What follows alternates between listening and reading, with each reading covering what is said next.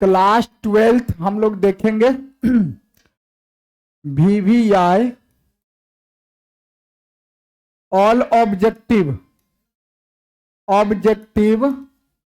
Question, ठीक है। All objective question देखेंगे हम लोग। तीसरा चैप्टर है, हम लोग 2 चैप्टर में देख चुके हैं, 2 चैप्टर का है ना ऑब्जेक्टिव जितना भी है हम लोग देख चुके हैं, है ना। अब आज देखेंगे हम लोग तीसरा चैप्टर, इतिहास का तीसरा चैप्टर, जो क्लास 12 से सारा VVI क्वेश्चन ले लिया गया है। अगर हम इसको कर लेते हैं तो क्लास जो 12th का तीसरा चैप्टर है अब हमसे दिक्कत नहीं होगा, ठीक है। तो ठीक है, बोर्ड एग्जाम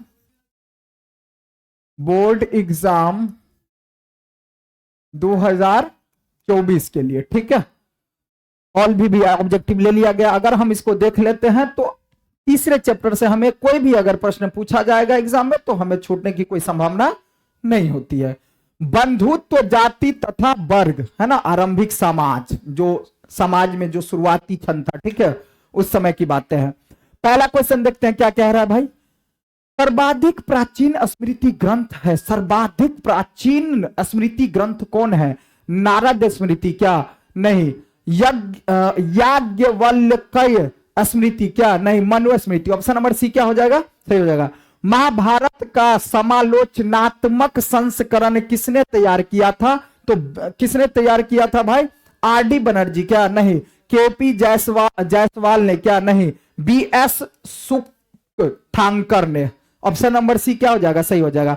महाभारत के किस पर्व में महाभारत युद्ध के कारण का उल्लेख किया गया है? तो शांति पर्व में, क्या नहीं। आदि पर्व में। हाँ, ऑप्शन नंबर बी क्या हो जाएगा? सही हो जाएगा। कुंती और निषादी लघु कथा की रचनाकार किसने किया है? महादेवी वर्मा ने, नहीं। महाश्वेता देवी ने। ऑप्शन नंबर क्या हो जाएगा? बी सही हो जाएगा।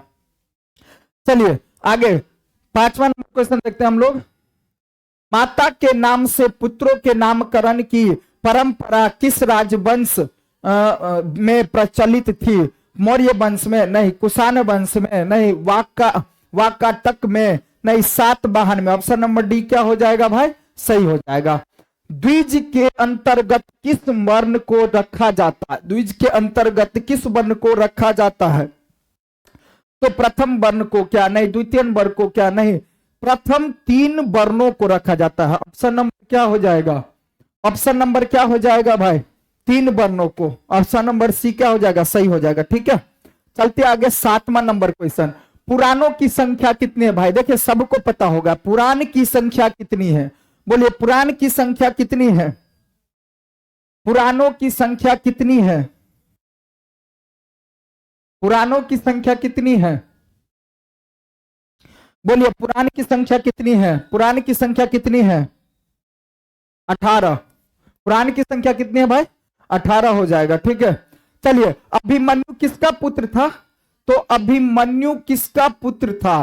तो अर्जुन का, ठीक है। अभिमन्यु किसका पुत्र था? अर्जुन का पुत्र था। कर्ण की मां कौन थी? कर्ण की मां कुंती थी। ऑप्शन नंबर ए क्या हो जाएगा? सही हो जाएगा। देखिए कर्ण की मां कुंती थी। हालांकि कुंती के बेटे जो है 5 थे, जो युधिष्ठिर और भीम, अर्जुन, नकुल, सहदेव, जो पांडवों के नाम से जाना जाता है, ठीक है। लेकिन यह कर्ण जो है सबसे बड़ा भाई था, जो शादी से पहले की बातें थी, ठीक है। तो कर्ण इनका बड़ा भाई था, कुंती बड़ा बेटा था कुंती का, ठीक है। अर्जुन किसके शिष्य थे? तो भीष्म के, क्या नहीं। विदुर के, क्या नहीं। द्रोणाचार्य के, क्या नहीं। कृपाचार्य के, क्या नहीं। तो द्रोणाचार्य के शिष्य थे, द्रोणाचार्य के शिष्य थे, ठीक है। मनु स्मृति के रचयिता कौन थे? मनु स्मृति के रचयिता कौन थे? वेद व्यास, क्या नहीं। वाल्मीकि ने, क्या नहीं। मनु ने। ऑप्शन नंबर सी क्या हो जाएगा? सही हो जाएगा। किस वंश के राजा बहुपत्नी का प्रथा को मानने वाले थे? किस वंश के? किस वंश के? ऑप्शन नंबर क्या हो जाएगा? मौर्य वंश के, क्या नहीं। सातवाहन। ऑप्शन नंबर बी क्या हो जाएगा भाई? सही हो जाएगा। पुरुष सूक्त का उल्लेख किस ग्रंथ में किया गया है? किस ग्रंथ में? बोलिए इसका आंसर क्या हो जाएगा? किस ग्रंथ में किया गया है भाई? किस ग्रंथ में किया गया है? तो ऋग्वेद ग्रंथ में। किस ग्रंथ में किया गया है? ऋग्वेद ग्रंथ में, ठीक है। चलिए चलते हैं 14 नंबर क्वेश्चन। 14 नंबर में क्या? आश्रम व्यवस्था में कितने प्रकार के आश्रमों का उल्लेख है? कितने प्रकार के आश्रमों का? 4 प्रकार के आश्रमों का उल्लेख है। कितने प्रकार के आश्रमों का भाई? 4 प्रकार के आश्रमों का। अश्वमेध यज्ञ का आयोजन क्यों किया जाता था? अश्वमेध यज्ञ का आयोजन क्यों किया गया जाता था? तो क्या हो जाएगा इसका आंसर? क्या हो जाएगा? तो हो जाएगा शाही संप्रभुता के लिए, शाही संप्रभुता के लिए, शाही संप्रभुता के लिए।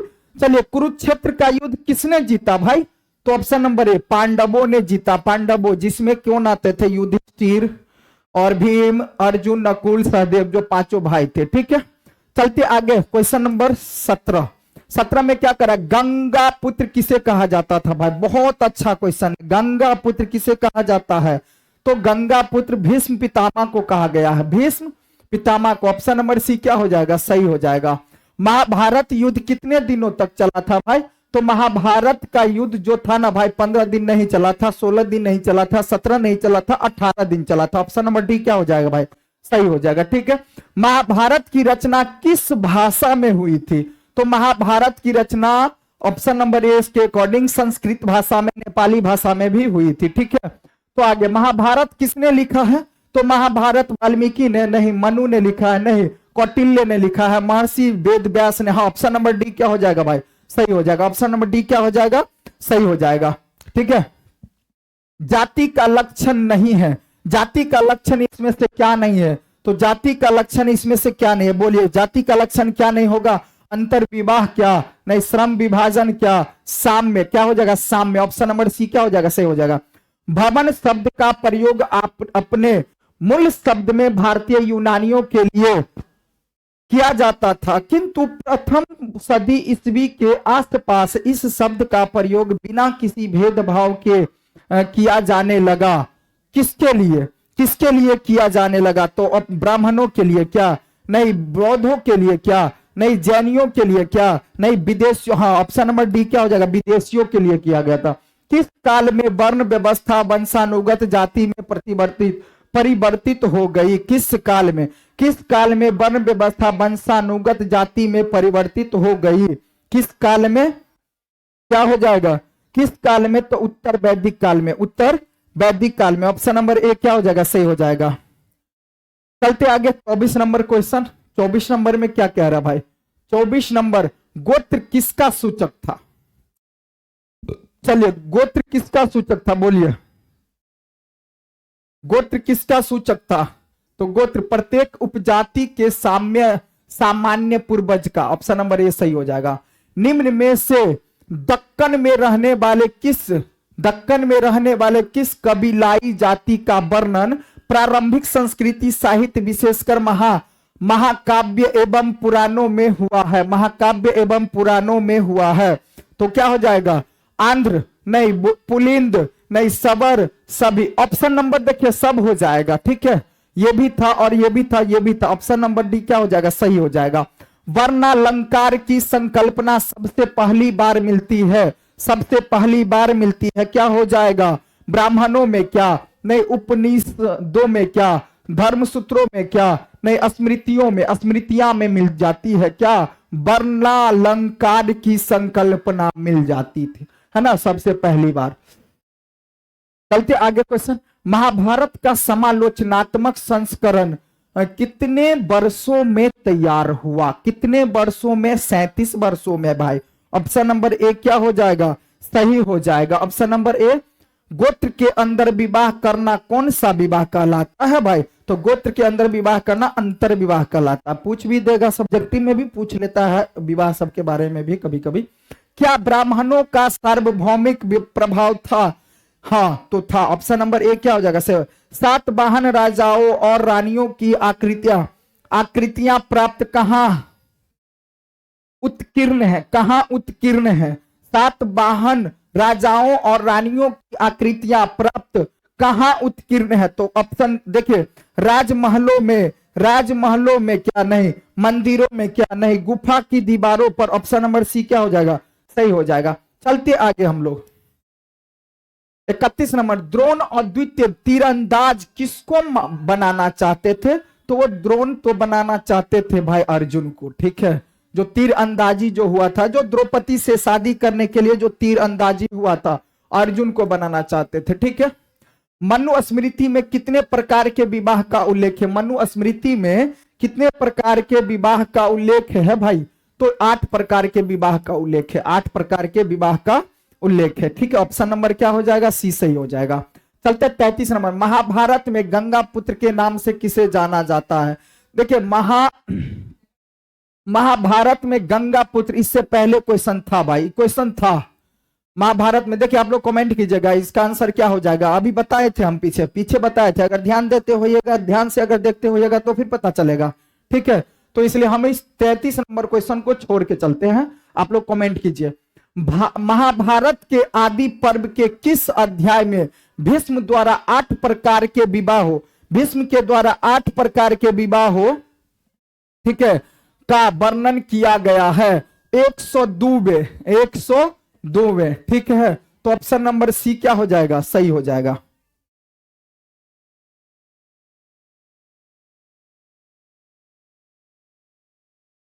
ठीक है, चलिए अंबालिका किसकी पत्नियां थी? देखिए अंबालिका किसकी पत्नियां थी भाई?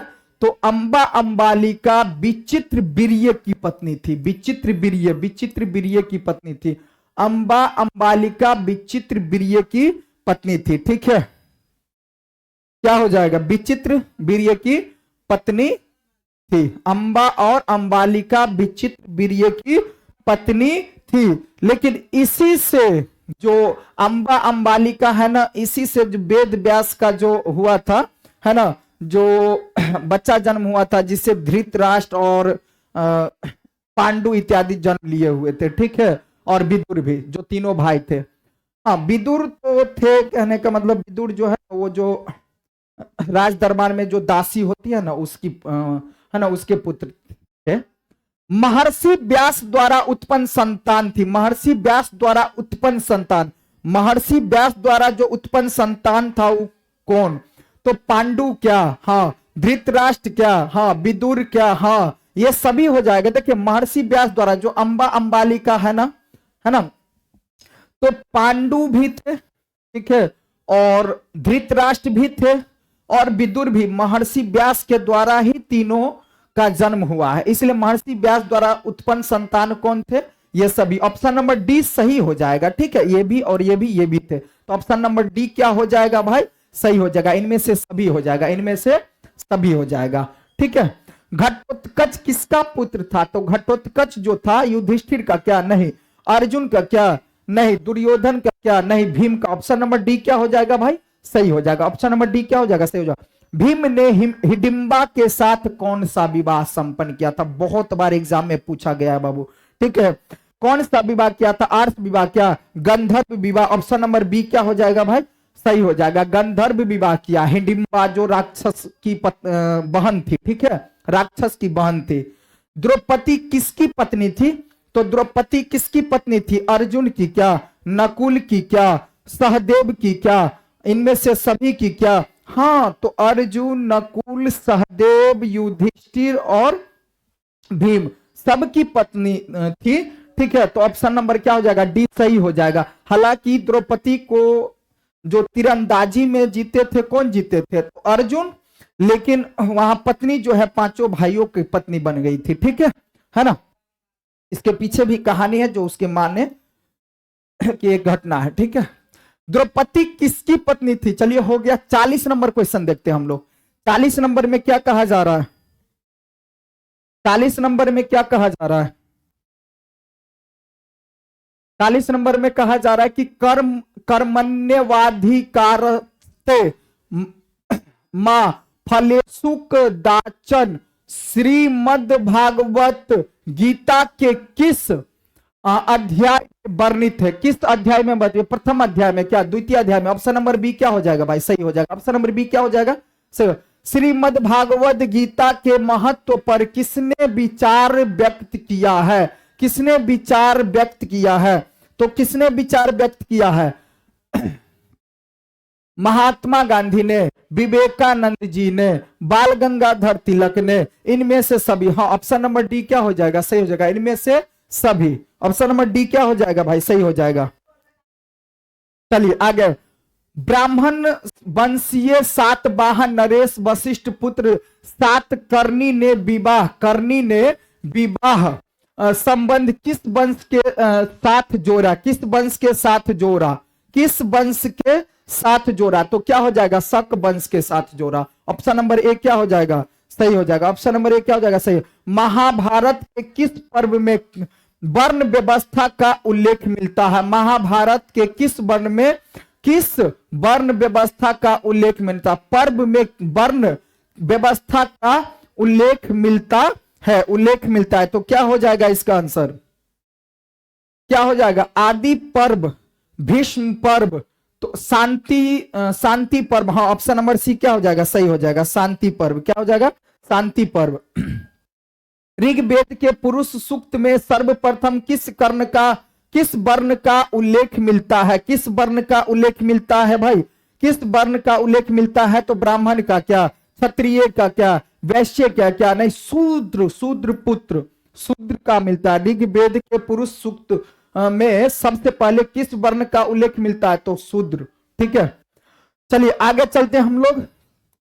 45 नंबर कर रहा है, चंडाल अस्पृश्य माने जाते थे। जब भी वे नगर में आते थे तो उन्हें लकड़ी की आवाज करके आना पड़ता था, है ना, आना पड़ता था। क्या, लकड़ी की आवाज करके आना पड़ता था ताकि लोग उन्हें देखने के दोष से बच सके। यह कथन किसका है, यह कथन किसका है भाई? तो यह कथन फाहियान का है। ठीक है, फाहियान का, किसका है? यह कथन फाहियान का है। ऑप्शन नंबर ए क्या हो जाएगा भाई, सही हो जाएगा।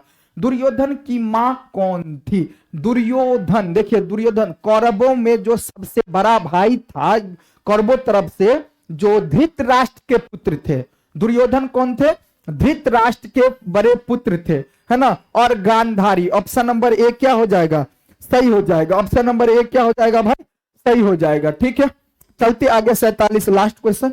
निम्न में से किस प्रसिद्ध संत ने गीता की भक्ति टीका मराठी में लिखी है? टीका मराठी में लिखी है। तो ऑप्शन के अकॉर्डिंग देखिए इसका क्या हो जाएगा, एकनाथ ने, नामदेव ने, तुकाराम ने, नहीं मानेश्वर ने, नहीं। ऑप्शन नंबर डी क्या हो जाएगा जी, सही हो जाएगा, मानेश्वर ने। ठीक है, मानेश्वर ने। और पीछे हम एक क्वेश्चन छोड़ दिए हैं आप लोगों के लिए। ठीक है, 37 या कुछ नंबर क्वेश्चन है ना, तो उसका जवाब आप लोग कमेंट में जरूर कीजिए। और कल हम लोग देखेंगे, यहां से जो हो जाता है खत्म, चैप्टर 3 खत्म है। ठीक है, आगे देखेंगे हम लोग कल। ठीक है, चौथा चैप्टर लेकर के आएंगे। ठीक है।